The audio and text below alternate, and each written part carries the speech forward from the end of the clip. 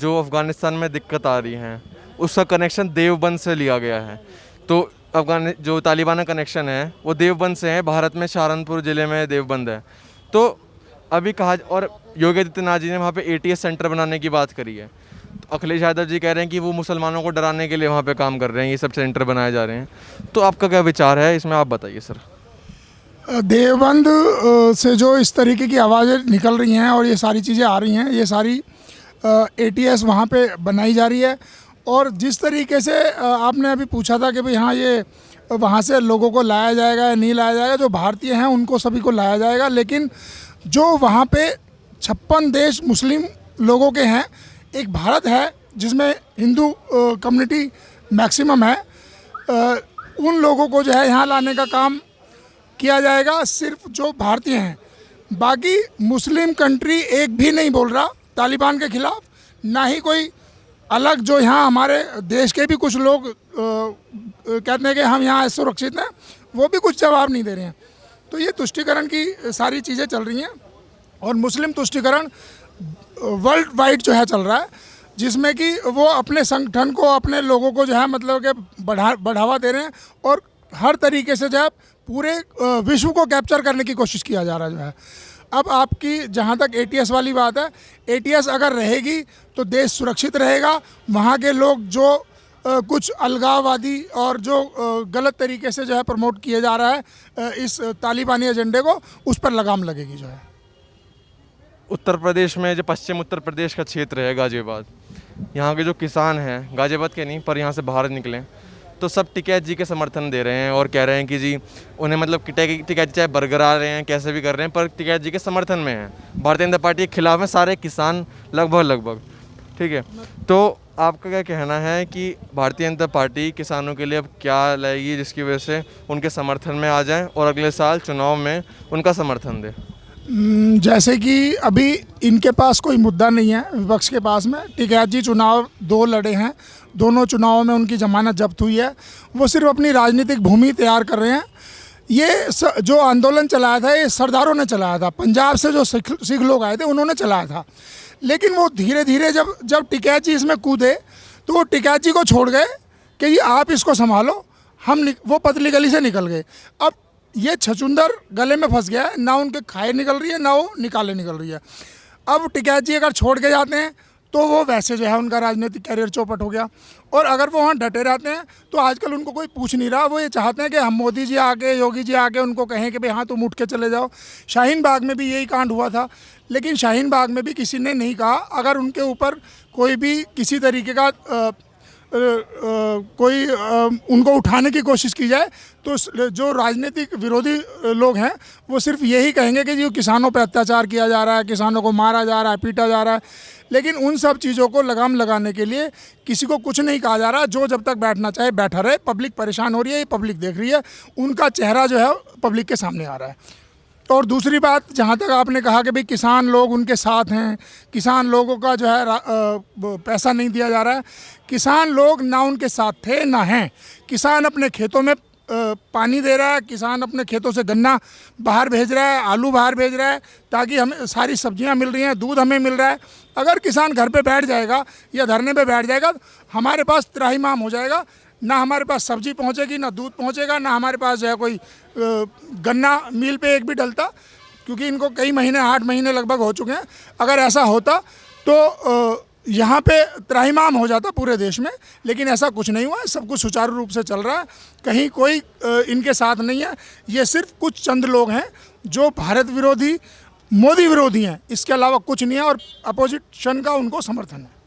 Sir, जितने भी OBC साहब है उत्तर प्रदेश में उतर रहे हैं, और ममता दीदी भी उत्तर प्रदेश में उतर रही हैं, और यहाँ के अरविंद केजरीवाल जी, गाजियाबाद के बगल में दिल्ली सटा हुआ है, वहाँ के अरविंद केजरीवाल जी भी यूपी में उतर रहे हैं।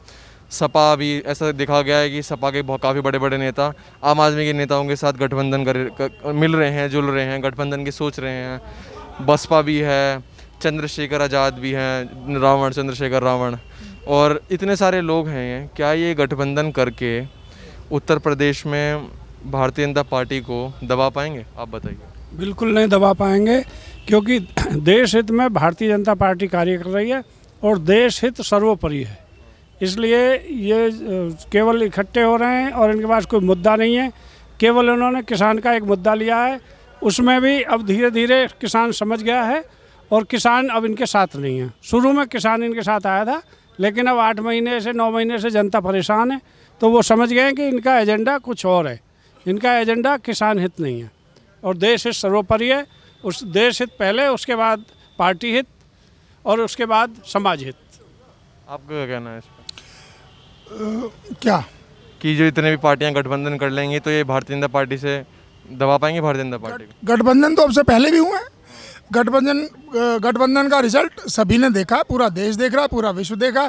जब इनके गठबंधन हुए हैं तभी जो है ये तो डूबती हुई नाव में सवार हो रहे हैं सारे के सारे। कांग्रेस के पीछे लग जाते हैं, ये सबसे बड़ी पार्टी है देश की, लेकिन आज इनके पास कहीं भी कोई शासन करने वाला व्यक्ति नहीं है, कोई नेता ऐसा नहीं है। सिर्फ परिवारवाद ही इनका जो है मतलब है कि चल रहा है। एक परिवार जिसके जो है बाबा दादा पोते, वही भतीजे भाई, वही जो है उनके सांसद बनेंगे, वही उनके विधायक बनेंगे, वही सरकार में रहेंगे। और जब देश का पे कभी सत्ता आई तो उन्होंने जो है मतलब कि लूटतंत्र का काम किया। वो सैफई में जो है वहाँ नाच गाना करते थे, कई करोड़ रुपया जो है लोगों का बर्बाद कर देते थे।